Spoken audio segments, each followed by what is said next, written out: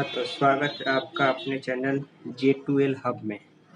तो धातु रूप के इस लेक्चर में आज हम लोग पढ़ेंगे कौन कौन से क्रिया का उपयोग किया गया है।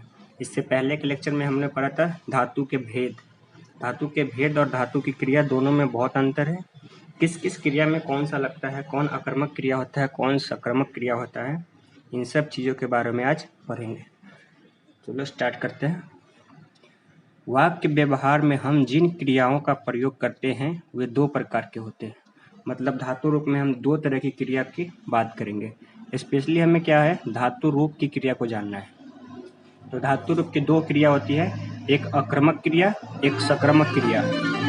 इन दोनों के बारे में जानेंगे कि ये दोनों क्या होते हैं, इसका डेफिनेशन देखेंगे, एग्जाम्पल देखेंगे, उसके बाद कुछ और चीज़ें देखते हैं।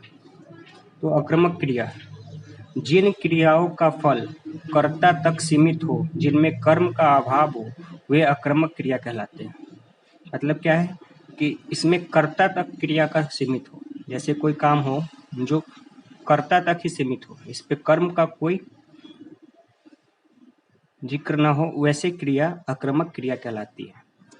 यथा बालकः सेते, ठीक है, सेते का मतलब होता है सोता, यानी बालक सोता है।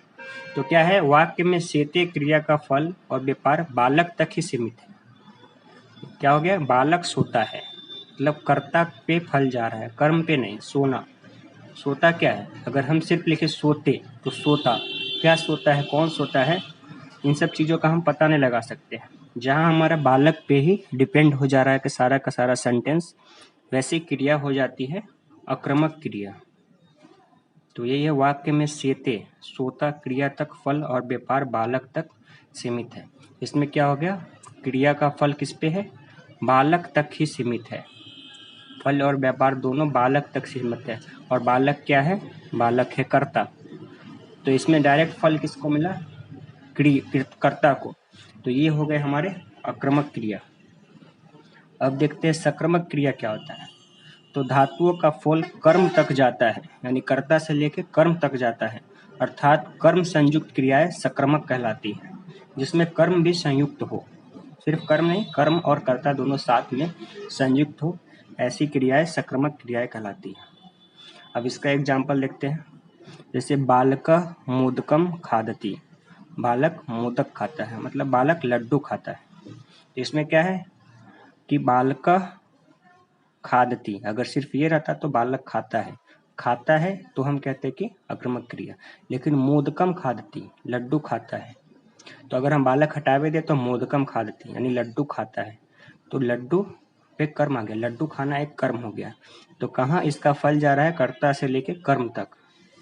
तो यही हो गया बालका मोदकम खादति।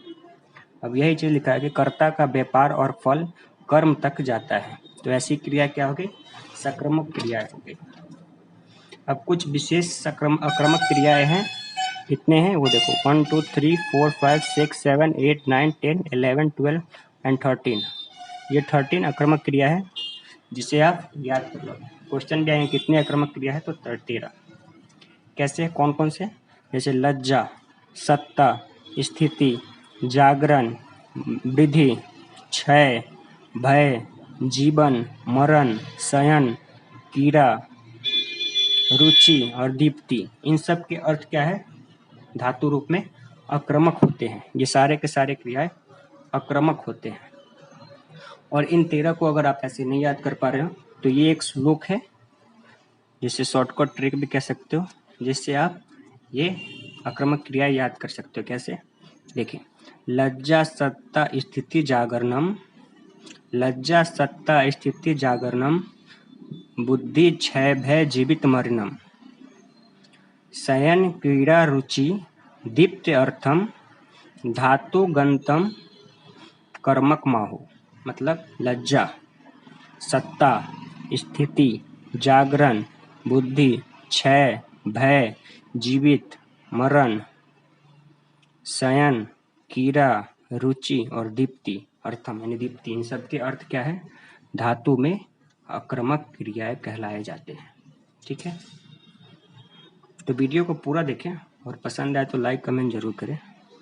और नोट, अब एक क्वेश्चन आता है कि कैसे हम पहचान करेंगे कि कौन सी क्रिया सक्रमक है, कौन सी आक्रामक है। तो एक तो एग्जाम्पल है कि जिस पे कर्ता पे जाता हो और या फिर जिस पे कर्म पे जाता हो, तो ऐसे हम डिफ्रेंशिएट कर सकते हैं। तो कहता है कि क्रिया सक्रमक है या आक्रामक, यह जानने के लिए क्रिया के पूर्व द्वितीय विभक्ति में किम काम जोड़कर प्रश्न करने पे यदि उत्तर प्राप्त हो जाए तो क्रिया सक्रमक है और नहीं मिले तो आक्रामक है। मतलब उसके द्वितीय विभक्ति में कौन सा जोड़ना है, किम जोड़ना है, काम जोड़कर।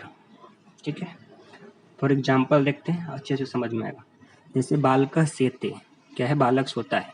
अब इसमें हम जोड़ ले किम सेते, क्या सोता है, कम सोते, कौन सोता है, तो क्या है, सोता है, कौन सोता है। इससे हमारा ये आंसर नहीं आ पाया, तो ये सब क्रियाएं क्या हो गई, आक्रामक क्रिया हो गई। इन तीनों में से किसी भी प्रश्न के उत्तर नहीं मिला, अतः यह क्रिया कौन सी हो गई, आक्रामक क्रिया।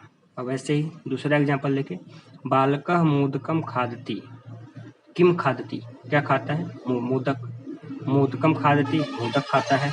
तो इससे क्या हो गया, आंसर हमारा मिल रहा है कि मोदक पे कर्म हो रहा है, तो इस उत्तर में प्राप्त हो रहा है, तो ये हमारे सक्रमक क्रिया कहलाएंगे। ये छोटा सा ट्रिक्स कह सकते हो, जिससे पता चल सकता है आपको कौन सी क्रिया सक्रमक है और कौन सी आक्रामक है। अगले लेक्चर में हमको ये पढ़ाना है तीन प्रत्यय क्या होता है, उसका एक एग्जाम्पल हम दे देते हैं कि कैसे पढ़ा जाता है। जैसे हमने पढ़ा था तीन पद, परस्मय पद, आत्मनेय पद और उभय पद, और लकार पढ़े थे हमने 10। हाँ, मेनली आप एक चीज़ देखो, 10th के सिलेबस में 5 या 6 लकार होते हैं जो इम्पोर्टेंट होते हैं, और वही और भी एग्जाम्स में इम्पोर्टेंट होते हैं। तो उस 5-6 लकार पे ही हम लोग ज़्यादा वर्क करेंगे, उसके सारे धातु रूप जानने की कोशिश करेंगे। तो कैसे धातु रूप लिखा जाता है परस्मय पद में, लट लकार में, वो देखते हैं। ये पुरुष हो गया आपका, एक वचन, द्विवचन, बहुवचन, और ये प्रथम पुरुष, मध्यम पुरुष और उत्तम पुरुष। क्या होता है, टी त अंति, सी थ थ, मी व म, ये होता है आपका एक ढांचा।